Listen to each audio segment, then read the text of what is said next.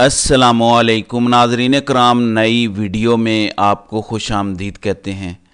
پچھلے 2 سالوں میں تحریک انصاف کے ساتھ جو کچھ ہوا، جس طرح سے تحریک انصاف کے رہنماؤں کو گرفتار کیا گیا، پارٹی پر پابندیاں عائد کی گئیں، کارکنان کو عدالتوں سے ریلیف نہیں ملا، یعنی پچھلے 2 سالوں میں تحریک انصاف پر ایک بدترین کریک ڈاؤن تھا۔ میں جب پچھلے 2 سالوں کے معاملات دیکھتا ہوں تو یہ شعر ضرور سوچتا ہوں کہ تم سے پہلے جو یہاں ایک شخص تخت نشین تھا، اس کو بھی اپنے خدا ہونے پہ اتنا ہی یقین تھا۔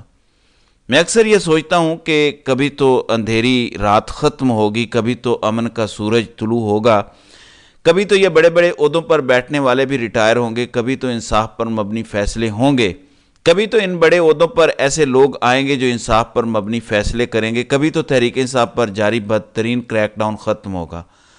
آج تقریباً 7 ماہ بعد سپریم کورٹ سے تحریک انصاف کے لیے پہلی بڑی خوشخبری آئی ہے۔ کیا تحریک انصاف کو ان کا چھینا گیا مینڈیٹ، یعنی تقریباً 70 سیٹیں جو جعلی مینڈیٹ نون لیگ کو دلوایا گیا، کیا وہ تحریک انصاف کو واپس ملنے جا رہا ہے؟ کیا تحریک انصاف کے وہ تمام تر گرفتار رہنما جو پچھلے تقریباً 10 ماہ سے گرفتار ہیں، ان کی رہائی ہونے جا رہی ہے؟ سب سے امپورٹنٹ بات یہ کہ اس ٹائم ایک کریک ڈاؤن تحریک انصاف پر ہے۔ کیا اس کریک ڈاؤن میں نرمی آنے جا رہی ہے؟ اس حوالے سے آج سپریم کورٹ میں بڑی اہم ڈیولپمنٹ ہوئی ہے، تفصیلات میں آپ کو بتا دیتا ہوں۔ ناظرین اکرام، جب سے چیف جسٹس قاضی فائز عیسیٰ نے منصب سنبھالا ہے، یعنی تقریباً 7 ماہ پہلے قاضی صاحب چیف جسٹس بنے اور اس کے بعد سپریم کورٹ سے تحریک انصاف کے حق میں کوئی ایک فیصلہ نہیں آیا، کسی ایک فیصلے میں تحریک انصاف کو ریلیف نہیں دیا گیا، کوئی ایک فیصلہ انصاف پر مبنی نہیں کیا گیا، یعنی تمام تر فیصلوں میں، تمام تر کیسز میں یہ نظر آیا کہ سپریم کورٹ تحریک انصاف کے خلاف فیصلے دے رہی ہے، سپریم کورٹ کسی صورت انصاف پر مبنی فیصلے نہیں دے رہی۔ لیکن پچھلے 12 سے 14 گھنٹوں میں ہواؤں کا رخ تبدیل ہوا، پچھلے 12 سے 14 گھنٹوں میں پوری صورتحال تبدیل ہو گئی، جس کا سامنا تحریک انصاف کو پچھلے 7-8 ماہ سے تھا۔ سپریم کورٹ میں قاضی صاحب اور ان کے کچھ ساتھی ججز، یعنی نمبر 1 پہ قاضی فائز عیسیٰ، نمبر 2 پہ ان کے اپنے ہی جج تھے، نمبر 3 پر بھی ان کے اپنے جج تھے، خاص طور پر جب سے جسٹس اعجاز الاحسن نے استعفیٰ دیا اس کے بعد سے لے کر اب تک کچھ ایسی پروپورشن سپریم کورٹ میں بن گئی تھی، صاف نظر آ رہا تھا کہ تحریک انصاف کو اب سپریم کورٹ سے ریلیف نہیں ملے گا۔ ہم نے دیکھا کہ سپریم کورٹ میں جب تحریک انصاف کے بلے کے انتخابی نشان والا معاملہ گیا، حالانکہ پشاور ہائی کورٹ 3 دفعہ تحریک انصاف کو ان کا انتخابی نشان واپس دے چکا تھا، لیکن اس کے باوجود سپریم کورٹ میں ایک من پسند بینچ بنا۔ قاضی نے اپنی مرضی سے اپنے 2 ساتھی ججز کو ساتھ بٹھایا، جسٹس مسرت ہلالی، جسٹس محمد علی مظہر کو۔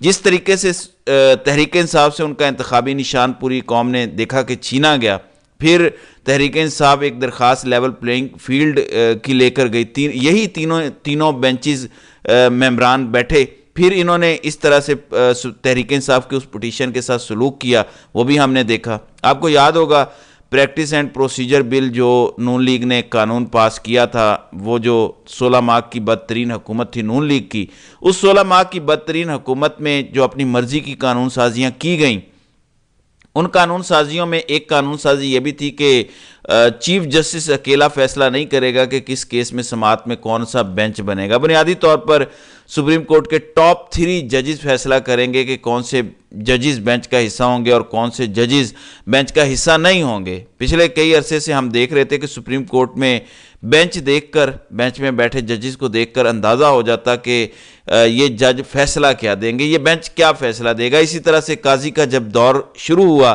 تو سب کو پتہ چلنے لگ گیا کہ اب من پسند ججز بیٹھیں گے، من پسند فیصلے ہوئیں گے، لیکن اب ایسا نہیں ہوگا۔ اب ساری صورتحال تبدیل ہوئی ہے 10 مارچ کو، آج 13 مارچ ہے، 3 دن پہلے سپریم کورٹ میں ایک بڑی تبدیلی آئی۔ سردار طارق مسعود، وہ سردار طارق مسعود جن کا پورا دور جب سے انہوں نے سپریم کورٹ میں جج کے طور پر کام شروع کیا اور 10 مارچ 2024 تک، یعنی ان کا پورا عدالتی دور، عدالتی تاریخ خود عدلیہ کے ماتھے پر کلنک ہے، شرمندگی کا باعث ہے۔ جس قسم کے فیصلے سردار طارق مسعود نے دیے، جس قسم کی زیادتیاں تحریک انصاف کے ساتھ کی، جس قسم کا انصاف کا قتل سردار طارق مسعود نے کیا، یہ وہی جج ہیں جن کے پاس جو بھی تحریک انصاف کی درخواست گئی انہیں اس کیس میں ریلیف نہیں ملا، خواہ وہ ایگزیکٹو کے تھرو انتخابات کروانے کا معاملہ ہو جو سپریم کورٹ میں گیا۔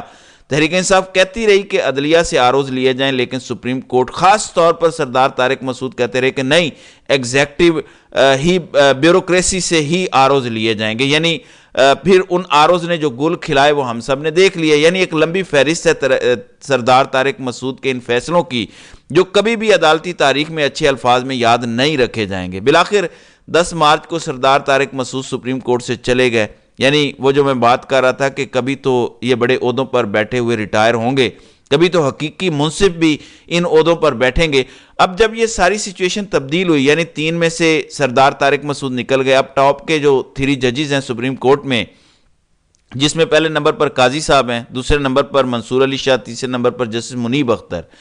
جسٹس منیب اختر پاکستان کی عدالتی تاریخ میں ساری زندگی یاد رکھے جائیں گے. 9 مئی کے بعد سے لے کر اب تک کچھ ججز ہیں جنہوں نے پاکستان کی عدلیہ کا وقار اس گھٹن کے ماحول میں زندہ رکھا. یعنی جہاں ہر طرف سے عدالتی فیصلوں کو بے وقت کیا جا رہا تھا، جہاں ہر طرف سے ججز دباؤ کا شکار تھے، ایسے ایسے فیصلے دیے جا رہے تھے جو کم از کم پاکستان کی عدالتی تاریخ میں کبھی نہیں دیے گئے. پاکستان بھر کے قانونی ماہرین پریشان تھے کہ یہ کس قسم کے فیصلے ہماری عدالتیں دے رہی ہیں. اس تمام تر گھٹن کے ماحول میں منیب اختر کے سامنے جو بھی کیس گیا، منیب اختر کے سامنے جو بھی پٹیشن گئی، منیب اختر نے دبنگ فیصلے کیے. کہا جاتا ہے کہ منیب اختر ایک اپ رائٹ جج ہیں. اسی وجہ سے جب سے قاضی صاحب چیف جسٹس بنے، انہوں نے اپنے ساتھ کسی ایک بینچ میں بھی منیب اختر کو نہیں بٹھایا، کیونکہ ان کو اس بات کا 100% یقین ہے کہ منیب اختر انصاف پر مبنی فیصلے کریں گے. میں جو ٹی وی پر آ کر تحریک انصاف کو کرٹیسائز کرتا ہوں، جو ٹی وی پہ تحریک انصاف کے وکلاء کا مذاق اڑاتا ہوں، تحریک انصاف کے وکلاء کو کہہ لیجئے ذلیل کرتا ہوں،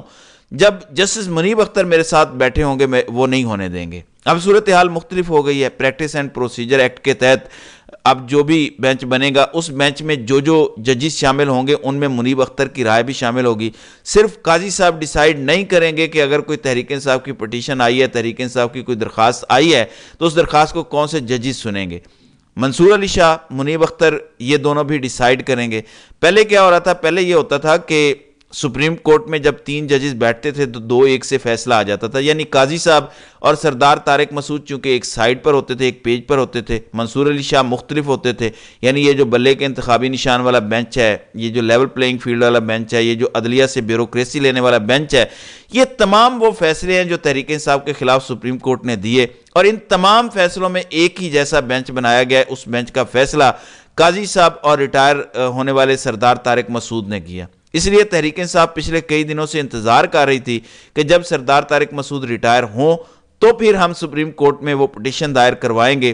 وہ تگڑی پٹیشن جو میں نے اب سے کچھ دن پہلے ویلاگ میں بتائی تھی کہ عمران خان کی ہدایت پر ایک تگڑی پٹیشن، ایک تگڑی درخواست سپریم کورٹ میں جمع ہونے جا رہی ہے، تمام تر ثبوتوں کے ساتھ، تمام تر ایویڈنسز کے ساتھ، کہ کس کس حلقے میں کس کے دھاندلی ہوئی، کون سے جیتے ہوئے امیدوار کو ہرایا گیا، ہارنے والوں کو جتوایا گیا. وہ تمام ثبوت سپریم کورٹ میں جمع ہوں گے. اب چونکہ 10 مارچ کو سردار طارق مسعود نے ریٹائر ہونا تھا، بینچ کی پروپورشن ساری تبدیل ہونی تھی، پھر سپریم جوڈیشل کونسل کی بھی پروپورشن تبدیل ہونی تھی. ظاہر ہے سینئر جج چلا گیا تو نیچے والے ججز اوپر آئے. اب نیچے سے اوپر آنے والے ججز میں ایک جسٹس منیب اختر بھی ہیں. جسٹس منیب اختر کے فیصلے یہ بتاتے ہیں کہ انہوں نے پچھلے کئی سالوں سے، بلکہ جب سے وہ اس منصب پر فائز ہیں، خاص طور پر جب سے سپریم کورٹ میں آئے، انہوں نے بڑے اپ رائٹ فیصلے کیے. وہ اپنے زبردست فیصلوں کی وجہ سے مقبول ہیں. اس لیے اب سے کچھ دیر پہلے سپریم کورٹ میں میری اطلاع کے مطابق تحریک انصاف نے یہ درخواست جمع کروا دی ہے کہ 8 فروری والے دن تحریک انصاف کا مینڈیٹ چھینا گیا.